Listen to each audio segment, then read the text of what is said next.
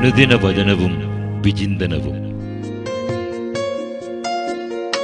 Penuel, face of God.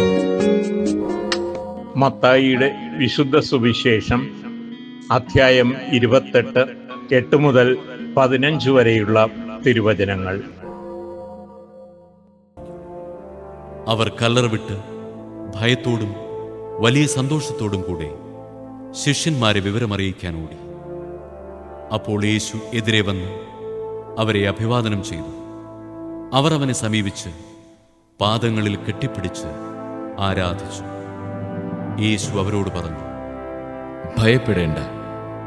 നിങ്ങൾ ചെന്ന് എൻ്റെ സഹോദരന്മാരോട് ഗലീലയിലേക്ക് പോകണമെന്നും അവിടെ അവർ എന്നെ കാണുമെന്നും പറയുക. അവർ പോയപ്പോൾ കാവൽക്കാരിൽ ചിലർ പട്ടണത്തിൽ ചെന്ന് സംഭവിച്ചതെല്ലാം പ്രധാന പുരോഹിതന്മാരെ അറിയിച്ചു. അവരും പ്രമാണികളും കൂടി ആലോചിച്ചതിന് ശേഷം പടയാളികൾക്ക് വേണ്ടത്ര പണം കൊടുത്തിട്ട് പറഞ്ഞു, ഞങ്ങൾ ഉറങ്ങിയപ്പോൾ രാത്രിയിൽ അവൻ്റെ ശിഷ്യന്മാർ വന്ന് അവനെ മോഷ്ടിച്ചു കൊണ്ടുപോയി എന്ന് പറയുവിൻ. ദേശാധിപതി ഇതറിഞ്ഞാൽ ഞങ്ങൾ അവനെ സ്വാധീനിച്ച് നിങ്ങൾക്ക് ഉപദ്രവമുണ്ടാക്കാതെ നോക്കിക്കൊള്ളാം. അവർ പണം വാങ്ങി നിർദ്ദേശമനുസരിച്ച് പ്രവർത്തിച്ചു. ഇത് ഇന്നും യഹൂദരുടെ ഇടയിൽ പ്രചാരത്തിലിരിക്കുന്നു. സുവിശേഷ വിചിന്തനം. പ്രധാന പുരോഹിതന്മാരും പ്രമാണിമാരും സത്യത്തെ മറക്കാൻ കാവൽക്കാർക്ക് പണം കൊടുക്കുകയാണ്. വിശുദ്ധ ജെറോം പറയുന്നത്, സത്യവാനായ ക്രിസ്തുവിനെ ഒറ്റുവാൻ യൂദാസിന് 30 വെള്ളി നാണയങ്ങൾ കൊടുത്തവർ സത്യത്തെ മറച്ചുകൊണ്ട് കള്ളം പറയാൻ കാവൽക്കാർക്ക് പണം നൽകുകയാണ്. കാവൽക്കാർക്കും യഹൂദർക്കും അവരുടെ ചെയ്തികളാൽ ക്രിസ്തുവിനെ നഷ്ടപ്പെടുകയായിരുന്നുവെങ്കിൽ ശിഷ്യർക്ക് അവരുടെ വിശ്വാസം കൊണ്ട് ക്രിസ്തുവിനെ തിരിച്ചു കിട്ടുകയായിരുന്നു.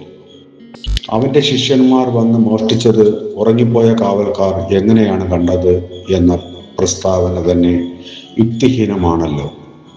പണം ശരീരത്തെ പരിപോഷിപ്പിക്കുകയായിരിക്കാം, എന്നാൽ സ്നേഹം ആത്മാവിനെ പുനർജീവിപ്പിക്കും.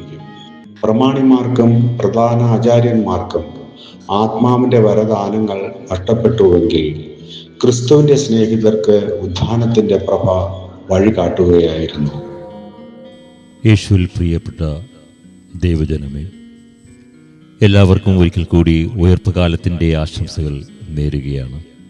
ദൈവം സമ്മാനമായി നൽകിയിരിക്കുന്ന ഈ കാലം ദൈവത്തിൻ്റെ കരങ്ങളിൽ നമ്മളെ തന്നെ സമർപ്പിച്ചുകൊണ്ട് പൂർണ്ണ മനസ്സോടും പൂർണ്ണ ഹൃദയത്തോടും പൂർണ്ണ ആത്മാവോടും ദൈവത്തെ നമുക്ക് സ്തുതിച്ച് മഹത്വപ്പെടുത്തി ആരാധിക്കാം. ഇന്നത്തെ നിയോഗ പ്രാർത്ഥനയിൽ നമ്മൾ ഈ തപസ്സുകാലത്തിലൂടെ കടന്നു വന്നപ്പോൾ ഹൃദയശുദ്ധി വരുത്തിയവരാണ് നാം എല്ലാവരും. വരുത്താത്തവർ ചുരുക്കം മാത്രം. ആ ചുരുക്കം ജനവിഭാഗത്തെ ഒരിക്കൽ കൂടി നമുക്ക് സമർപ്പിച്ച് പ്രാർത്ഥിക്കാം. പ്രിയമക്കളെ, നിങ്ങളുടെ ഹൃദയങ്ങൾ ഇനിയും കഠിനമാണെങ്കിൽ ആ കഠിനത മാറ്റി ഇനിയും അവസരമുണ്ട്.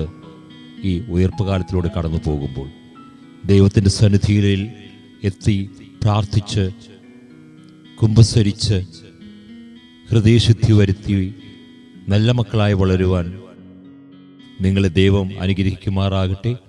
നീ ഒരു പുതിയ സൃഷ്ടിയായി മാറുവാനാണ് തിരുവചനം നമ്മോട് പറയുന്നത്.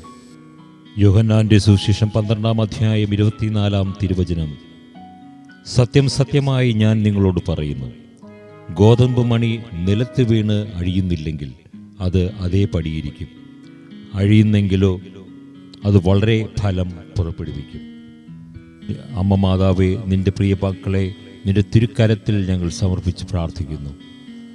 കർത്താവായ യേശു മിശിഹാ വഴി ഞങ്ങൾ അപേക്ഷിക്കുന്ന പ്രാർത്ഥനകൾ കേട്ടരുളണമേ എന്ന് ഞങ്ങൾ ആത്മാർത്ഥമായി പ്രാർത്ഥിക്കുകയും ചെയ്യുന്നു. കർത്താവായ ദൈവം നിങ്ങളെല്ലാവരെയും അനുഗ്രഹിക്കുമാറാകട്ടെ. ആമേൻ.